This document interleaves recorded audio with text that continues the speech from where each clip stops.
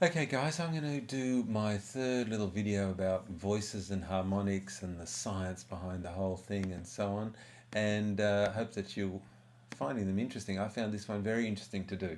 So I'm going to talk about the phenomenon of vocal harmonics, harmonic singing, which is very revealing about how the harmonics work with the human voice, how they work with your voice. And I've got four windows open here. One of them will show you the notes, the actual notes that we're talking about. One of them will show you the notes on a keyboard. And this one will show you the harmonics frequencies, which we've already talked about. So let's get started. Have a listen to this one.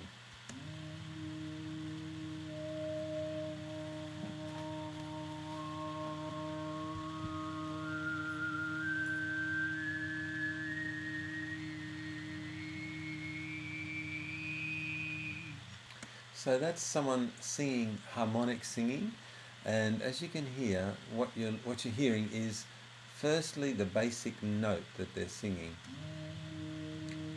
That one, it's E flat on the piano,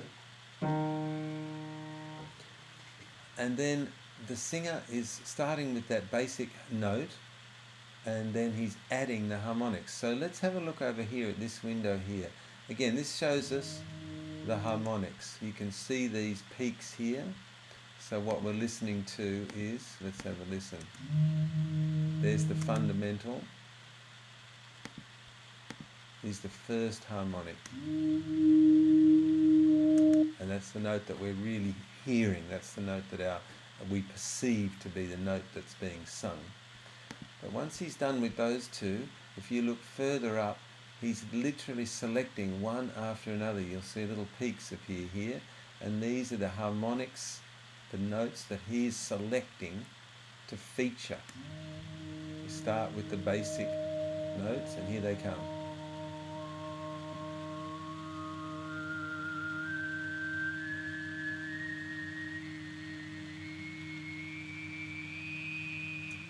And he finishes with this one, which is interesting because this is the same frequency as what I talked about earlier. That frequency there is the same frequency we discovered earlier was responsible for the ringing in a voice. In Italian, the squillo, and it's the the quality of voice which allows the voice to penetrate above and over other instruments without singing any louder, but you can actually make your voice cut through others. It's also called twang. It's the frequency that we try to encourage to get twang. Here it is again. There it is. So that will be present in every voice that's got a good twang to it. Your Aretha Franklin's or Ethel Merman's. So let's have a look down here. Here's the notes that's sung. So if I do this on a synthesizer, have a listen.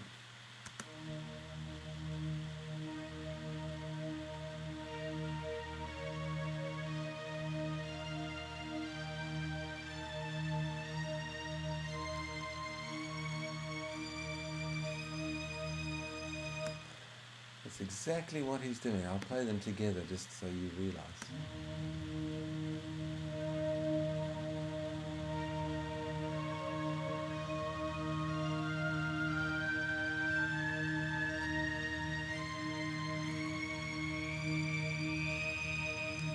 That's exactly what he's singing. So if we go back just to the synthesizer, so these are the notes. And you can see them written down like this. They're very, very high. And you can see them here. Here's a piano keyboard. And these, you can visualize these notes here. The fundamental note, this one, that one there, is almost inaudible in the original voice. But it is there. And it's here. It's this one here. That frequency there. But that's not really very audible, but it is there. Now the next one that appears is this one.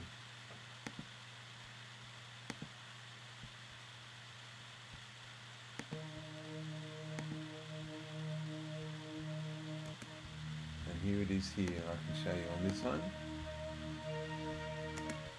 So if we listen to him, here it is here. That little peak there. So that's the first two, and this is the one that you really hear. But then if you listen carefully, you hear each succeeding one appear one after another. And then eventually there's another E flat and a fifth E flat. There's 4 E flats.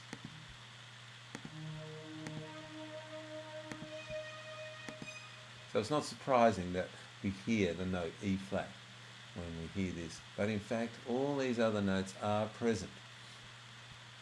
So this series here, the harmonic series, it's not called a scale because it doesn't repeat over and over like a scale does when you start at C and go C, D, F, G, F, A, B, C, A, C, and then keep going C, D, F, G, A, B, C. It doesn't repeat like that. It starts in one place, which is the fundamental note, and then it stacks up one,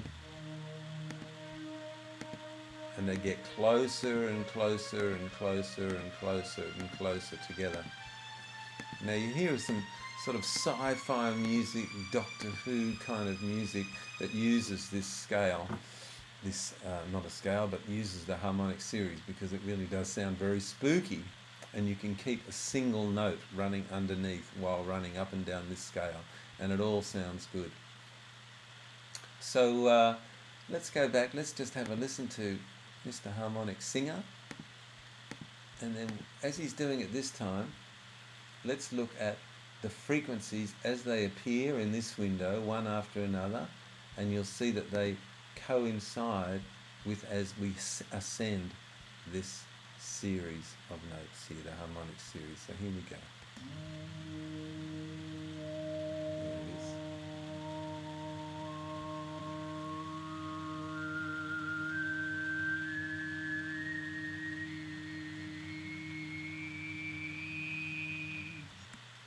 So yeah, I've always wanted to do this and visualize it this way. I hope that helps you understand what harmonic singing is all about, and maybe I'll make another one of these, I'm not sure. But anyway, I hope you've enjoyed my little series. Thanks, guys.